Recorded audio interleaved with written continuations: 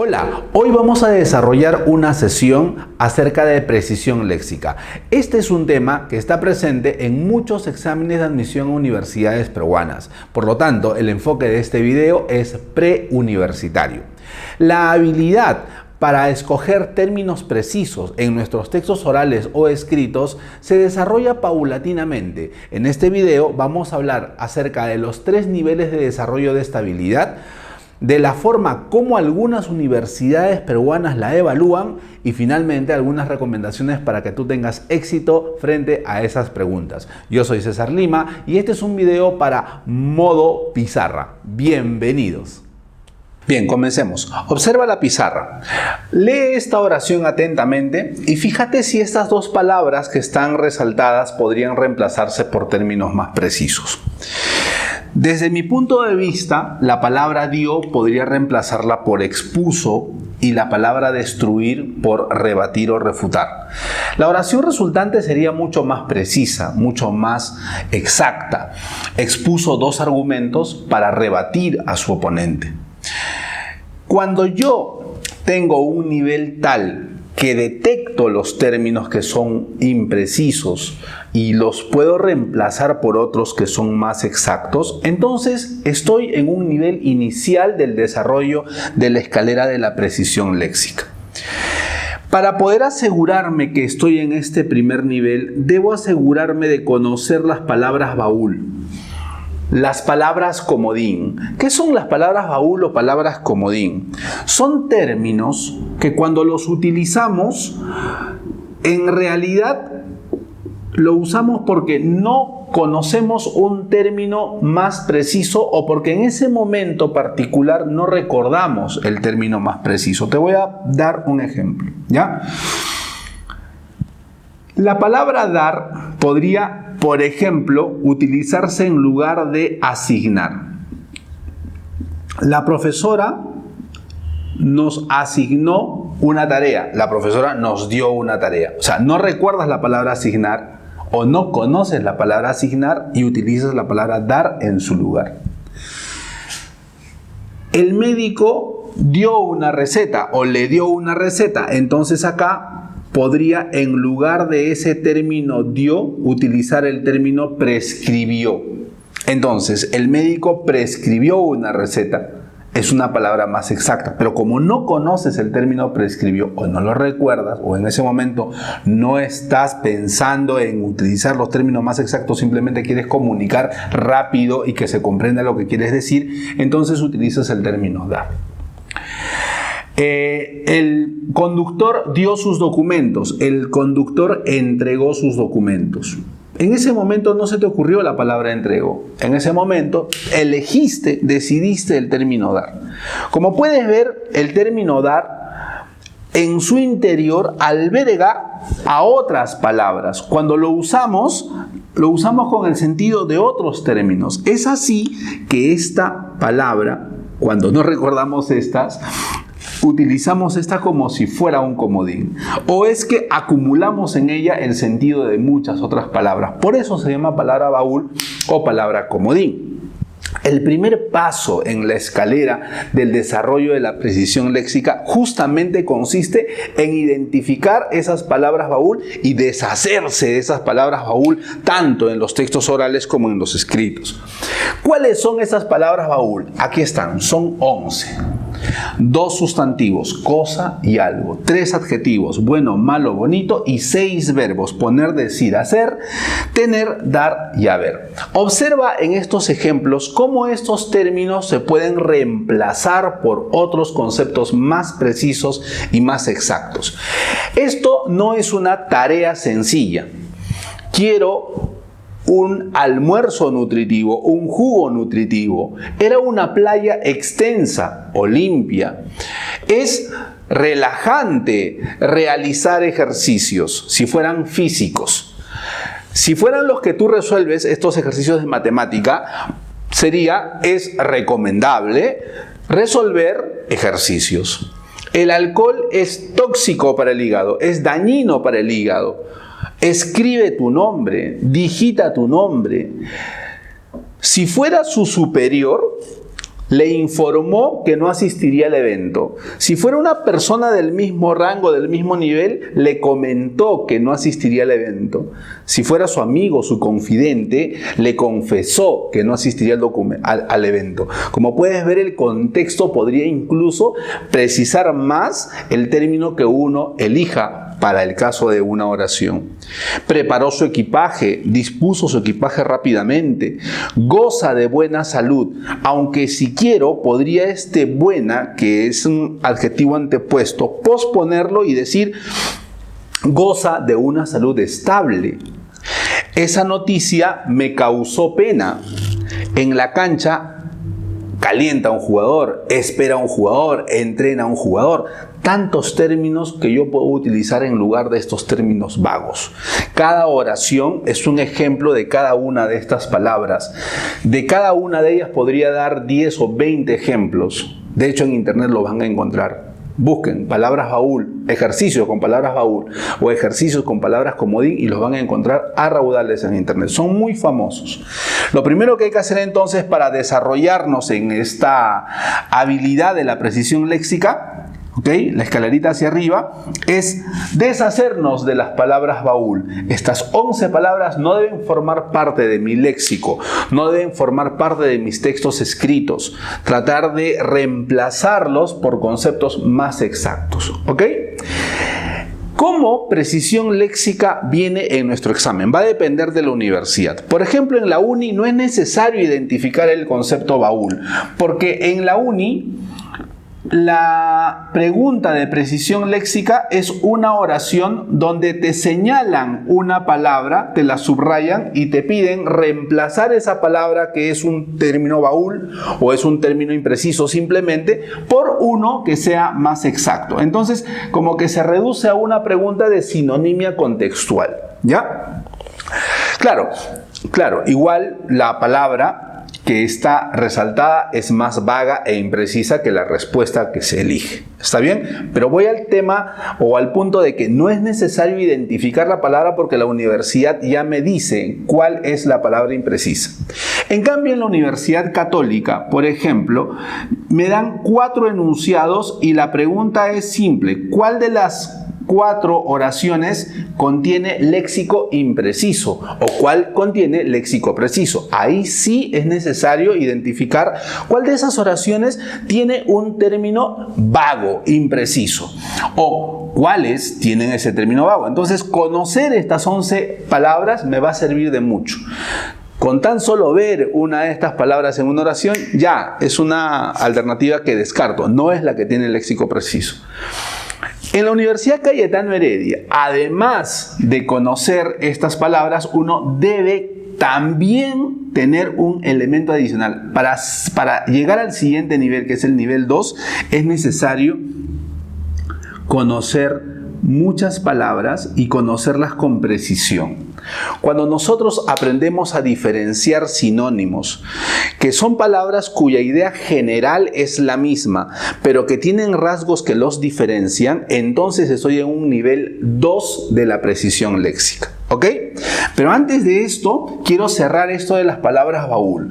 Para aquellos, voy a ser más preciso, para los postulantes a la Universidad Católica es importante que sepan este dato que les voy a dar. Escuchen, de estos 6 verbos que he mencionado, hay algunos que no siempre son imprecisos. ¿Cómo? O sea, es posible que yo encuentre una alternativa donde se esté utilizando uno de estos verbos y la oración no sea imprecisa. Sí. ¿Cuáles son, profesor? Aquí están. Observa, excepciones. El verbo hacer, cuando hace referencia al tiempo o hace referencia a el clima, entonces no es impreciso. En el primer ejemplo, hace mucho frío en Cusco, se está refiriendo al clima. Hace calor, hace frío, entonces no es impreciso. Está bien, no lo tomes en cuenta como un verbo impreciso. Spike llegó hace 2 horas. Ese hace es un remontarse hacia el pasado. Hace 2 horas, hace 1 hora, hace un momento, hace 10 años, hace muchos años. En todos los casos, ese verbo hacer no es impreciso. Entonces, ¿qué ¿Qué me estás diciendo? Te estoy diciendo que el verbo hacer, cuando se está refiriendo al tiempo o se está refiriendo al clima, no es impreciso. En todos los demás casos es vago e impreciso. ¿Ok? Hay que reemplazarlo. Luego tenemos tener. El verbo tener, cuando se refiere a la edad, tampoco es impreciso. Como puedes ver en el ejemplo, Cayetana aún tiene 3 años. Ese tiene que ves ahí resaltado no es un verbo impreciso porque se está refiriendo a la edad. O sea, en todos los demás casos debo considerarlo un verbo impreciso. Efectivamente, si es que en la oración está el verbo tener, pero se está refiriendo a la edad, no es un verbo impreciso. En todos los demás casos, sí. ¿Estamos de acuerdo? Y hay un verbo más, el verbo haber, pero aquí sí me tienes que prestar mucha atención. Hay 2 verbos haber. Está el verbo haber como auxiliar y está el verbo haber impersonal. El que es vago e impreciso es el impersonal.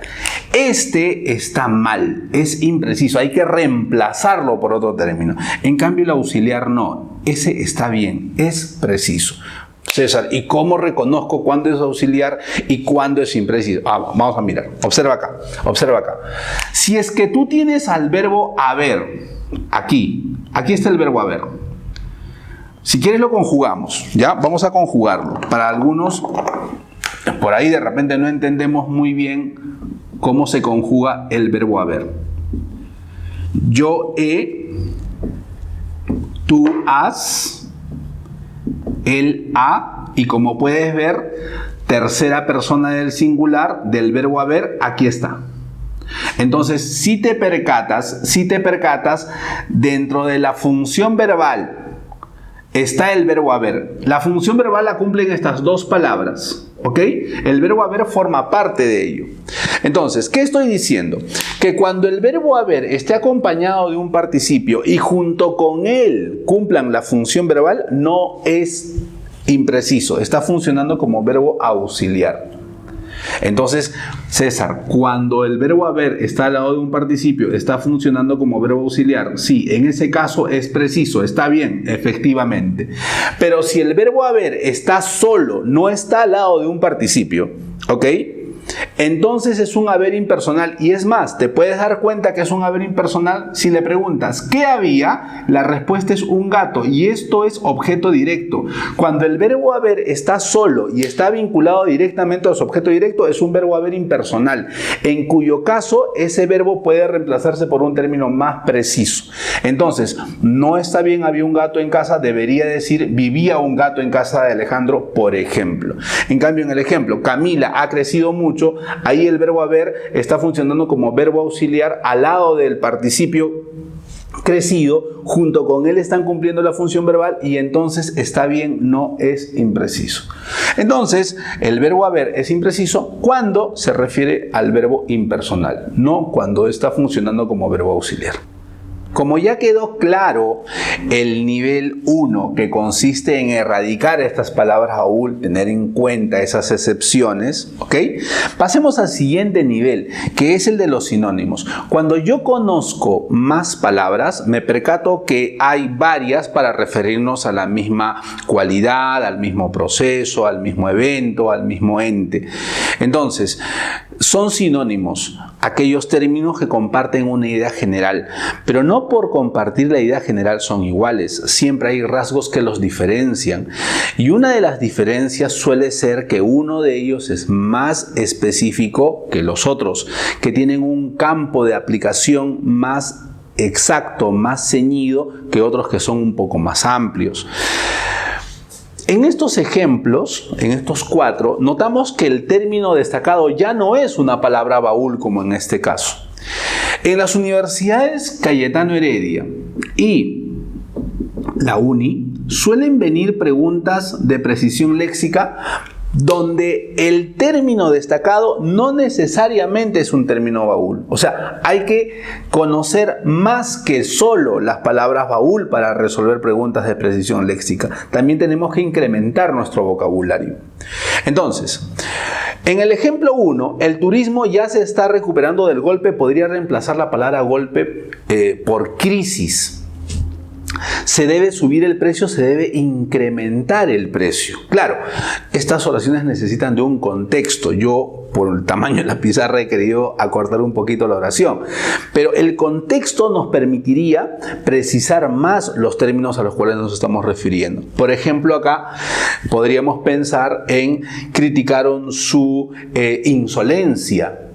Pero claro, necesitaría un poquito más de contexto, pero quiero que me entiendan la idea. Atrevimiento e insolencia son sinónimos, qué duda cabe, pero insolencia en un contexto es mucho más específico que el concepto de atrevimiento, que es más general. Lo que se comentaba era una mentira de sus adversarios. Pensemos en un contexto de la política, ¿no?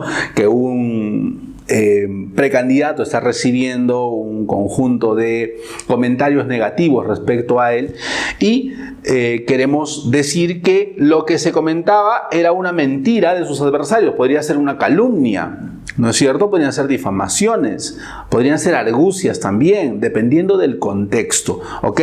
Entonces, los niveles que estamos entendiendo que los podemos desarrollar y los podemos trabajar tranquilamente en un nivel preuniversitario son estos dos: el erradicar las palabras baúl y el conocer palabras con no solamente cuantitativamente, sino con profundidad y precisión para saber cuándo es pertinente un concepto y cuándo es pertinente el otro. Y el tercer nivel estaría reservado para la jerga profesional. ¿Qué es la jerga profesional? Son los términos que utilizan los profesionales de una carrera. Les doy un ejemplo.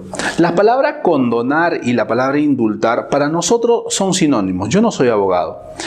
Para nosotros son sinónimos. Y nosotros entendemos que se parecen porque en ambos casos a dos personas que se les ha encontrado culpables se les ha castigado, y en ambos casos, con la palabra condonar e indultar, en ambos casos se les está perdonando el castigo. ¿Estamos de acuerdo? No obstante, para un abogado, estos términos implican mayores sutilezas, tienen implicancias más amplias, tienen alcances que nosotros no manejamos, porque son términos que pertenecen a la jerga profesional de los abogados, de los jueces, a la jerga profesional jurídica.